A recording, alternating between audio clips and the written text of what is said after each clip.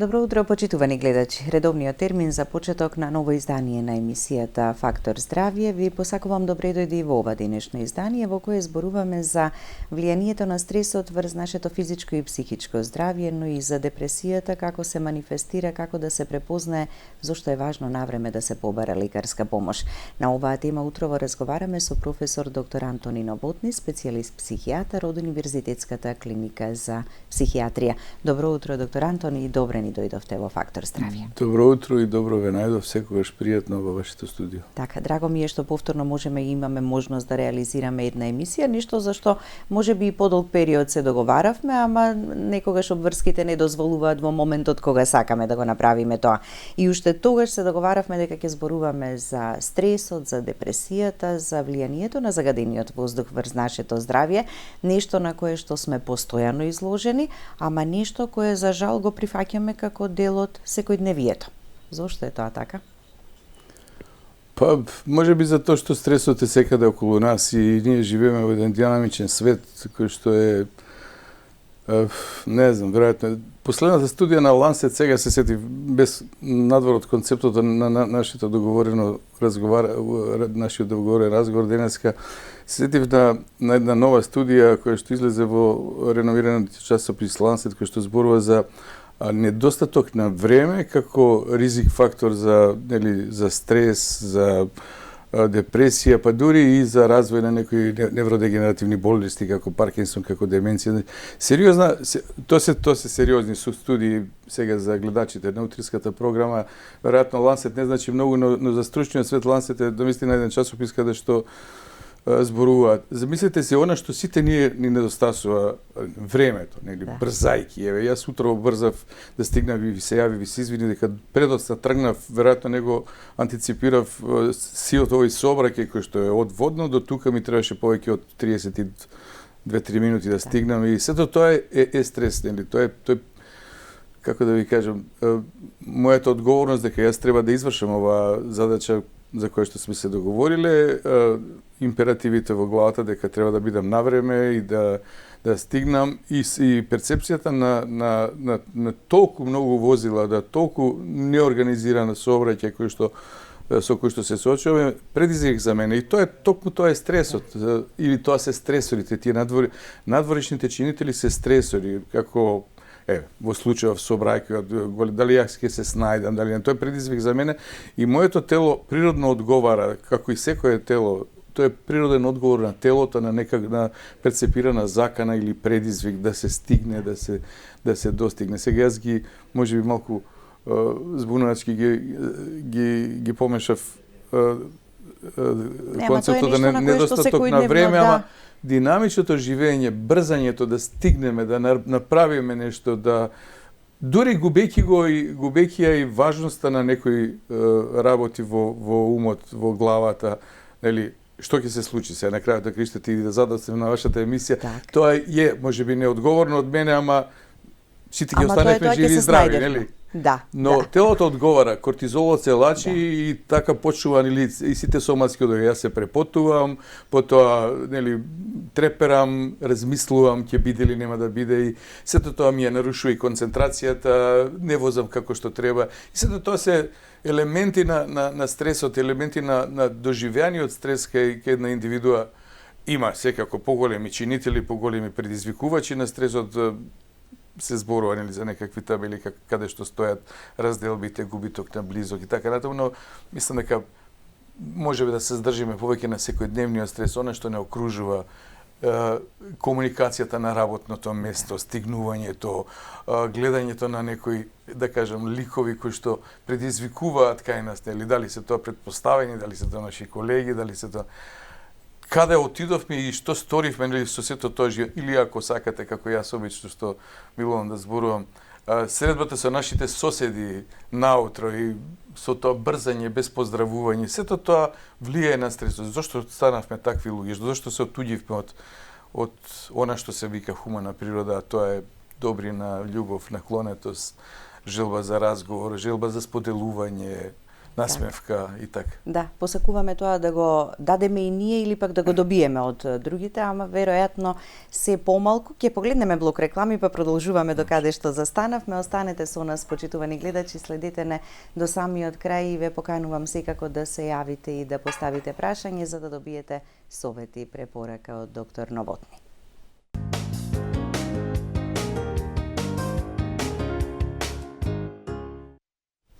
Со професор доктор Антони Новотни, специјалист психијатар од Универзитетската клиника за психијатрија, зборуваме за една тема која што за жал е наше секојдневие, нешто што засега секого од нас, стресот, влијанието врз психичкото и физичкото здравје, но и за депресијата.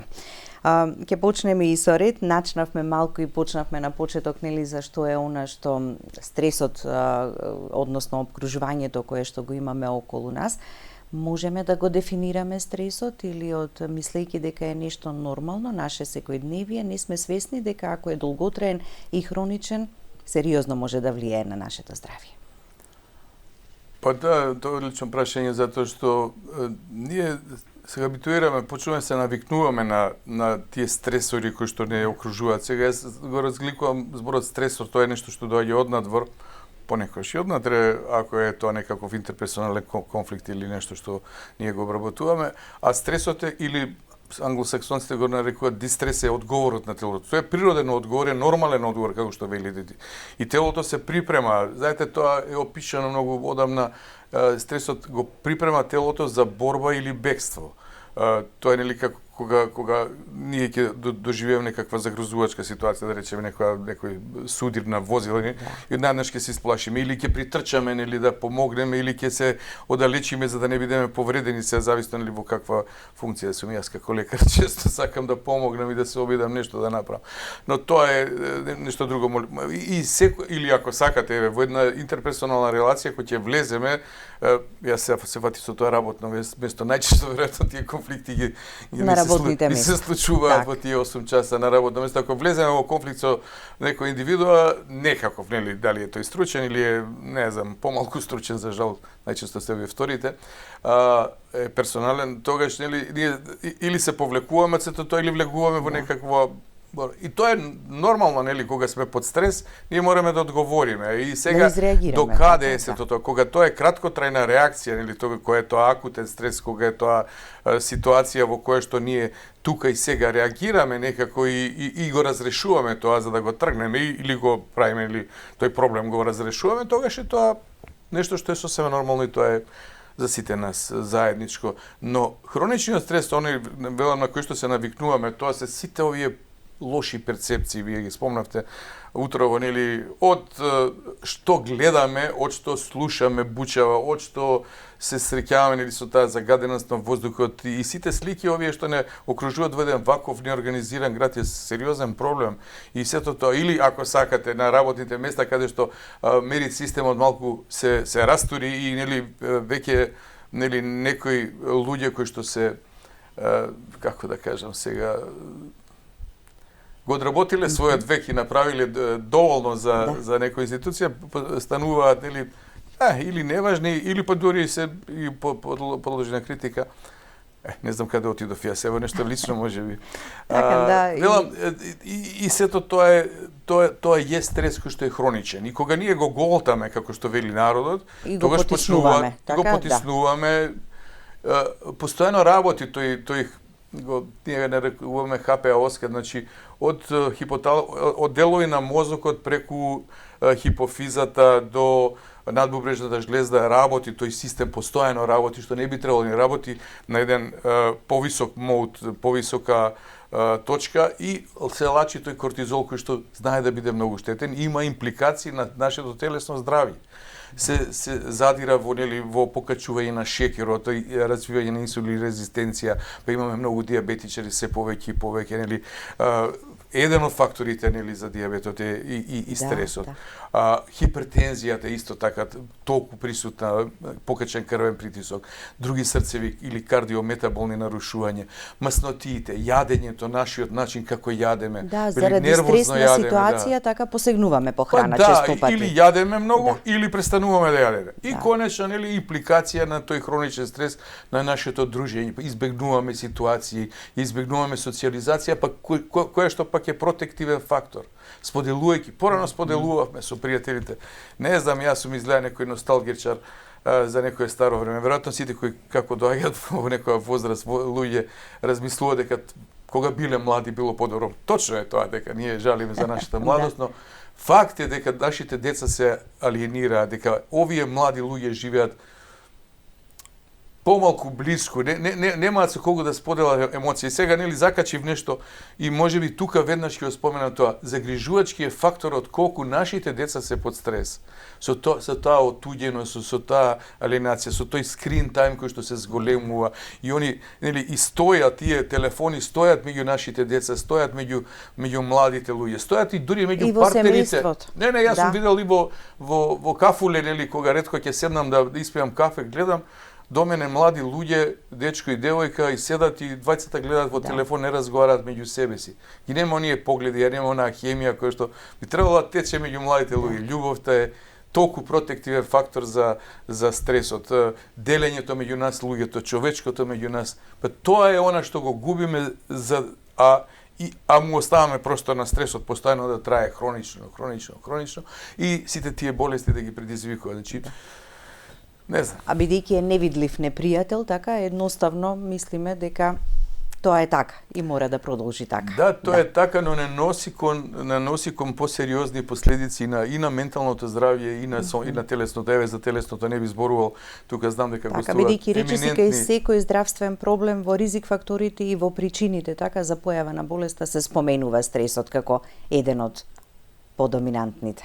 Апсолутно, господја Дебрлива, знаете, ние треба од тука да пратиме пораката уште еднаш. Јас 40 години сум лекар, психијатар, 30 на години. Мозокот и телото се едно. Ние немаме нели холистичкиот пристап на тоа дека и мозокот е командантот. Може да се лутат сите, јас кога зборувам за неврологијата и психијатријата, јас сум невропсихијатар, или тоа е центарот од кај што се управува се и нашата мисла, нашата емоција го моделира нашето поведение и командува со сите од други органи на овакот. Знаете, на телото, кога мозокот е во немир, кога мозокот е под стреса, таму реков, тоа едно мало лешниче горе во мозокот, се вика амигдала, тоа ако постојано трепери под влијание на сите овие стресори, тогаш само се зрачи негативна енергија, се зрачи нели продуктите на стресот и почнуваат нели хемискиот баланс, неурохемискиот баланс во мозокот се нарушува и ние полека, но сигурно нели преку тој кортизол, преку тие серотонини, норадреналини за кои што сте слушали, не би сега влегувале во емисијата, полека нели влегуваме во нешто што е една хронична анксиозност, една постојана нели напната состојба, па стигнуваме и до депресија за која што може да позборуваме повеќе. Ќе позборуваме, само да го слушнеме. Уште еден акцент на тоа дека ги спомнав младите, ќе забораваме тоа. Последната студија зборува дека за Македонија, тука не можам да се сетам точно кој ја обработил, некој од младиве луѓе, секој трети млад човек има симптоми на депресија. Тоа е загрижувачко и тоа е национален аларм. Да. И дури преку 50% нели имаат симптоми на анксиозност, на постојана напнатост. Тоа е сериозно. Ние не смееме да ги оставиме нашите деца да продолжат да живеат нешто што ние го фативме во последните 20-30 години. Так, малку повеќе мораме да посветиме внимание и на младата генерација, да и кај возрастните секојдневните нели здравствени проблеми кои што се јавуваат, но психичкото здравје, менталното здравје за секого од нас поединечно е најважното нешто. Да го слушнеме и гледачот и неговото прашање или евентуално да споделите некое ваше размислување. Добро утро, повелете. Добро утро. Дали сте се уште на линија?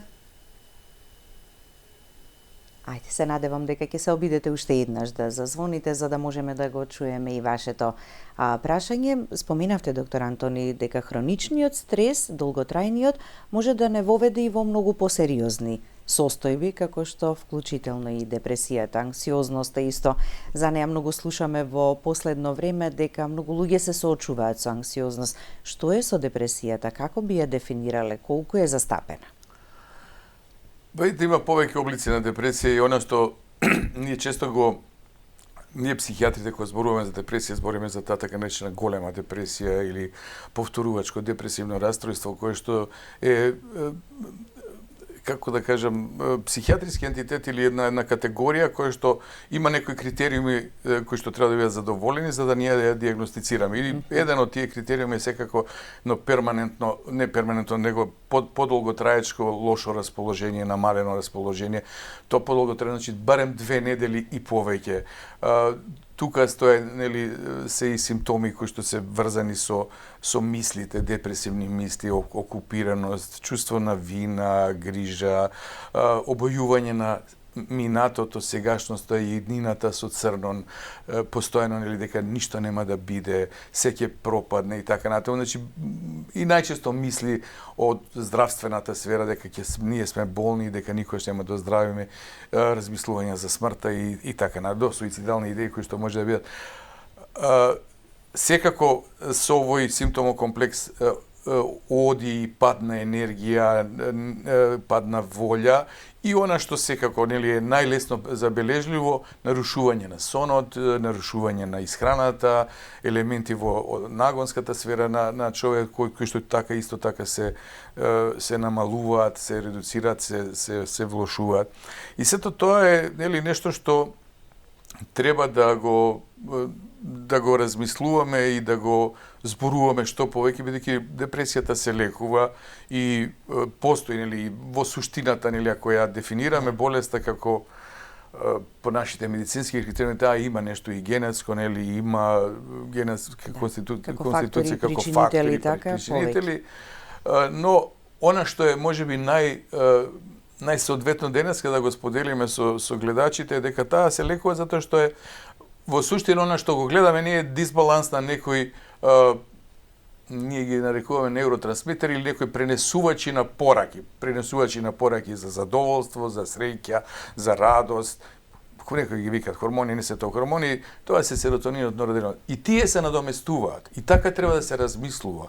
Затоа што, знаете, јас умеам кога почнувам да работам со пациенти кои што имаат депресија и сите тие велат: докторе, нема помош, не можам јас веќе. Едноставно се откажуваат уште на самиот почеток. И гласот, и ставот, и психомоториката, и сето тоа е така успорено и со изгубен еден елан, со изгубена иницијативност, со неможност да си помогнат самите се. Јас вам знаете што, разбирам дека сте во тунел кој што никаде светлина не се гледа, но на крајот од секој тунел, колку да е долг, има светлина. Ако го споделите тоа, ако поразговараме, јас целиот живот работам со тоа, и јас сум сигурен дека ќе бидете подобри. Има нешто кој што и почнуваме за подкрепните механизми, за семејството, за луѓето, ако се повозрасти за децата, за внуците, ако се помлади за некаква љубов, некој партнер, за физичката активност, за сите тие протективни фактори кои што може да помогнат заедно со лековите кои што ги даваме, кои што и мора како терапија да се применува основно. Да, и кои што не се никаков баук, се многу помалку штетни од седативите кои што ги примаат. Целиот наш народ ги прима и ние 40 години зборуваме дека тие се поштетни бидејќи создаваат зависност, а дека антидепресивите препишани од лекар релативно брзо за месец-два може да ја решат и најголемата депресија. И тоа е битно. Тоа е битно. И тоа е едниот тип за кој што можеби не мора ни многу да зборуваме, тоа е можеби главното е да кога ќе забележат вакви симптоми пациентите треба да побараат стручна помош, да поразговараат, да дестигматизираме психијатријата и психологијата. Тука се нашите прекрасни колеги психолози кои што работат терапија со разговор или психотерапија. Има многу добри психијатри во Македонија кои што знаат да дадат конкретна помош, а депресијата се лекува. И јас сум сигурен дека секој депресивен пациент кој што ќе се јави кај некој професионалец за известно време ќе биде подобар и таа надеж треба да ја подигнуваме. А ако не ја побарате помош и ако не се лекувате, тогаш веќе завлегувате во нешто многу сериозно и страшно. Да дадам на другата страна. Да го слушнеме гледачот само. Другата е реактивната депресија, она што е од хроничниот стрес, што имаме сите помалку и за таа може повеќе да зборуваме. Да, зборуваме. Добро утро, да го слушнеме гледачот. Повелете. Дали се слушаме? Добро утро. Да, добро утро. Извинете што малку почекавте, ама еве, да го чуеме вашето прашање. Ама доста почекав. Тоа Да, еве, се извинив јас. Ке го прифатите, се надевам извинувањето. Па, вака, јас имам анксиозност, депресија, 10 години и повеќе се мачам со тоа. Така, дали нешто презимате, дали имате терапија, дали... Како да ми помине тоа? Така, од Скопје ли се јавувате или од друг град? Од Скопје. Добро, добро. Доктор Антони, советот и препораката ви благодариме за јавувањето. Тоа ќе го спомнав нели во претходниот дел, токму дека кога луѓето се измачуваат со нешто што и стручно го нарекуваат анксиозна депресија или со истоштеност, измореност, недостаток на волја, лоши мисли, лошо расположение, претерана напнатост и лошо исчекување дека нешто лошо ќе се случи, депресивни мисли, треба побараат стручна помош.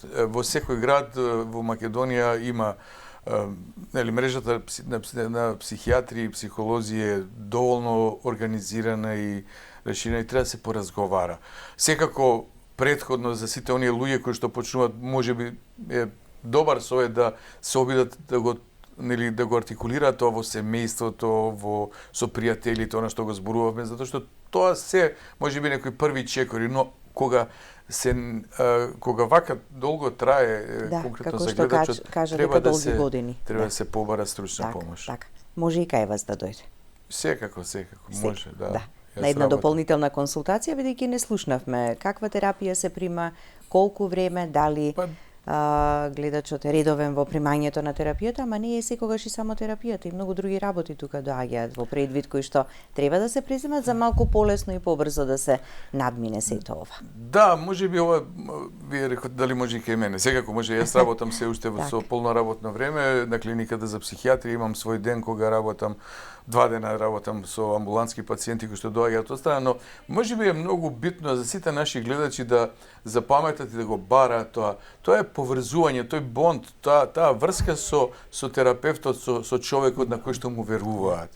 Не е битно тоа да биде некој големо име во психијатријата или некој професор или некој овако. Тоа има прекрасни млади луѓе сега. Не, јас не ги бркам од кај мене сега и не мислам дека јас сум тој еминентниот или ама сум искусниот психијатар, но секој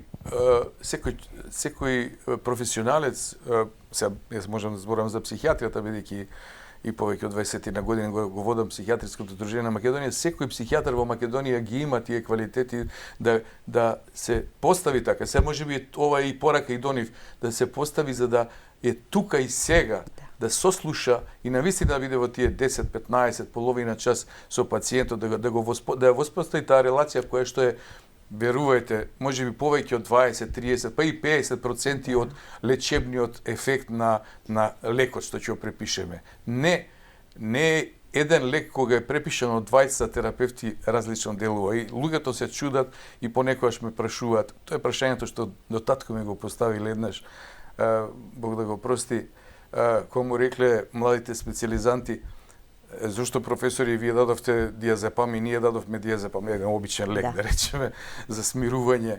Рекол, начинот како го даваме не е само персуазијата, не само убедувањето, туку топлината, преносот на дел од нас, на надежта, да допрете до пациентот. Тоа е улогата на драги млади психијатри, вашата улога и на психолозите, да бидеме тука и сега за пациентите, да поразговараме и да создадат тие врска, бидејќи понекогаш трае тоа лекување.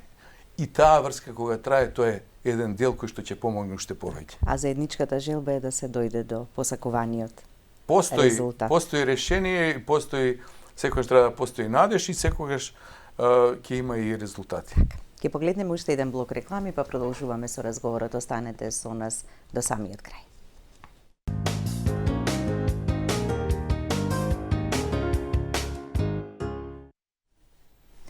Продолжуваме со разговорот во студиото. Доктор Антони, оние симптоми или начини на кои што се манифестира депресијата ги споменавте. Човек сам, индивидуално ќе побара ли помош или секогаш е тука семејството во преден план кој што ќе забележа дека има и неволност и дека има замор и дека не сака да извршува некои обврски, едноставно не сака да комуницира, се повлекува во себе. Дали семејството тука е клучно за првично да го поттикне блискиот да побара помош? Апсолутно. Видите, јас ја започнав сега приказната на тој бонд, на врската, или на се некои англосаксонски изрази служаме, таа релација меѓу луѓето, тоа е човечката релација. Ние си даваме себе си и во овој разговор има пренос на нешто што е позитивно, нешто што е смирувачко или нешто што е вознемирувачко. Знаете, во секој разговор, во еден кафе му, па така да ќе стигнеме до семејството, ама и пријателите, околината, колегите, како суштествуваме ние во секојдневниот живот и како на крајот дома кога ќе се вратиме во нашата, нели, како се вели, нашето пристанище, нашата лулка каде што треба да се смириме, нели, како се соочуваме со тоа и колку го слушаме својот партнер или своите деца, сега млади, нели, кои што кажуваат за некои проблеми, ајде што ви фали, се имаме ние,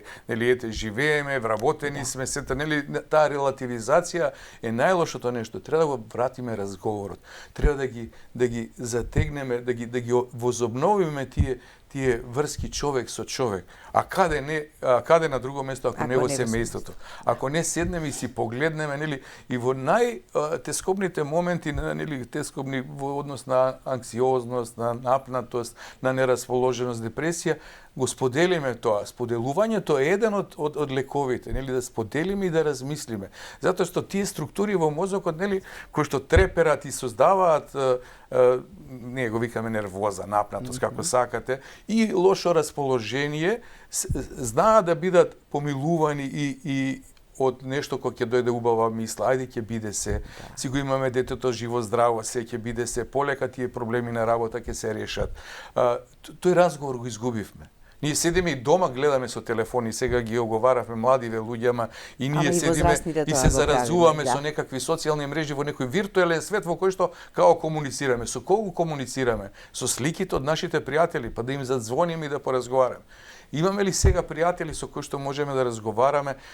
Јас се сеќам дека во моето детство, па и во мојата младост и подоцна, нели, имав и подолго, сега не сакам да спомнувам имења и им благодарам на тие луѓе, кога имав кризи во животот, јас разговарав со моите пријатели, седнував, па и плачев со нив заедно. Тоа е тоа споделување. Имаме ли со кого да го споделиме тоа? Сега, знаете, внимаваме кому ќе му се отвориме во разговорот, така кому ќе му го кажеме. И дури ни дома не разговараме со семејството. Заради тоа што нели сме добиле одговор, па доста се со твоите проблеми од работа, па доста со твоите. Мораме да бидеме алертни, драги сограѓани, да размислуваме за најблиските.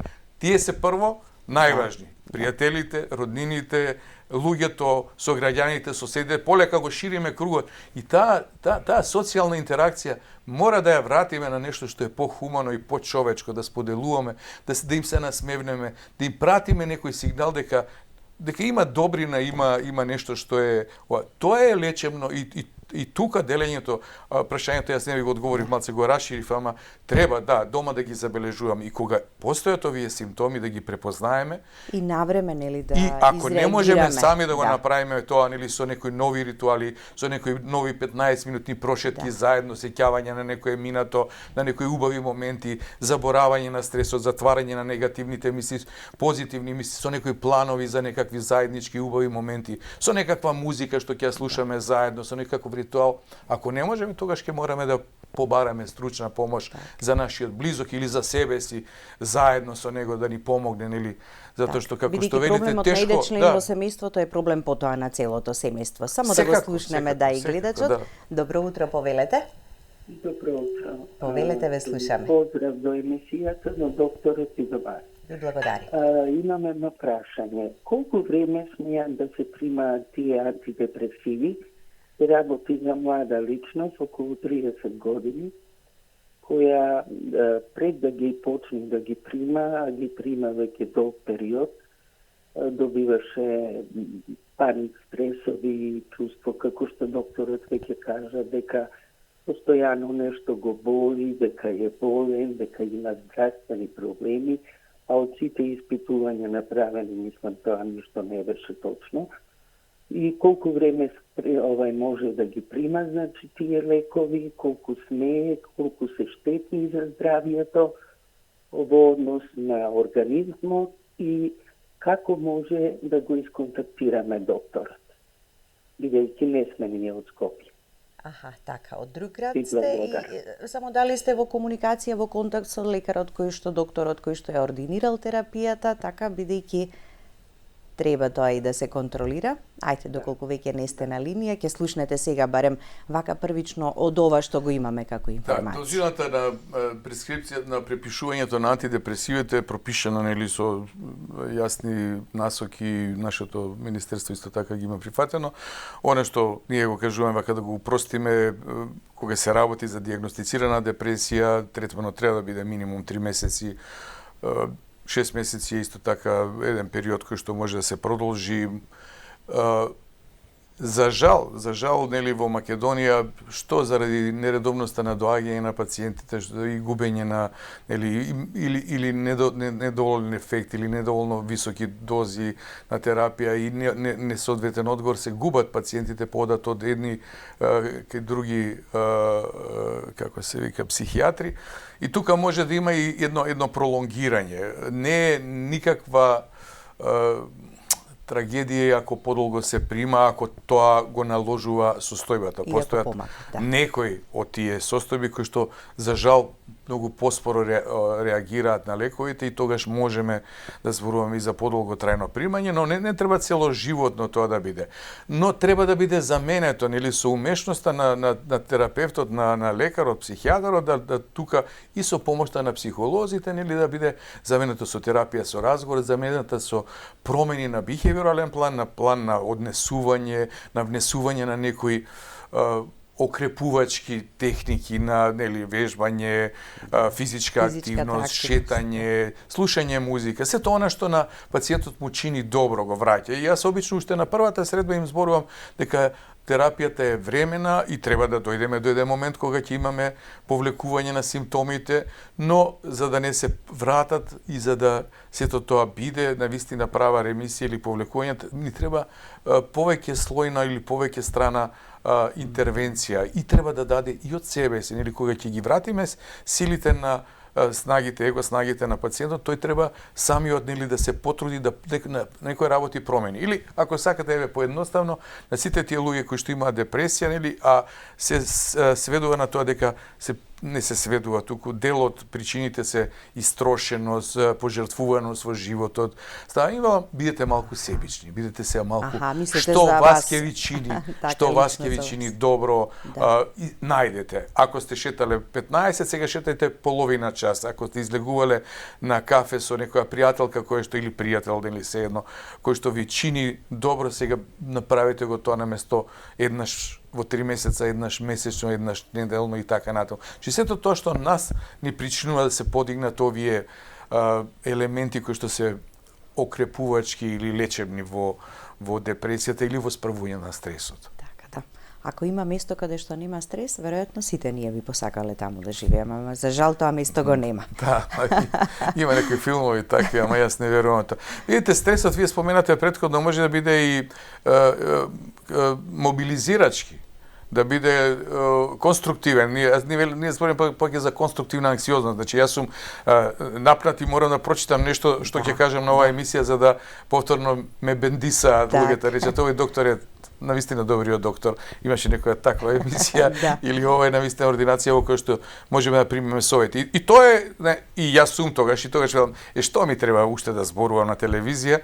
Ама треба да зборувам. Ама Ама ако нешто придонесувам или ако добиам некаква награда, потоа награда во смисол на морална награда дека сум дал нешто од себе си, тогаш и таа анксиозност што сум ја доживел или тој стрес што сум го доживел да стигнам до тука, да го организирам моето време, да излезам од работа или не знам како идење и така, сето тоа вреди. Така, да. Да наоѓаме начин секој од нас поединечно полесно да се справуваме со стресот, да уживаме во животот ако се соочиме со некоја посериозна состојба навреме, да побараме помош бидејќи имаме каде да се обратиме.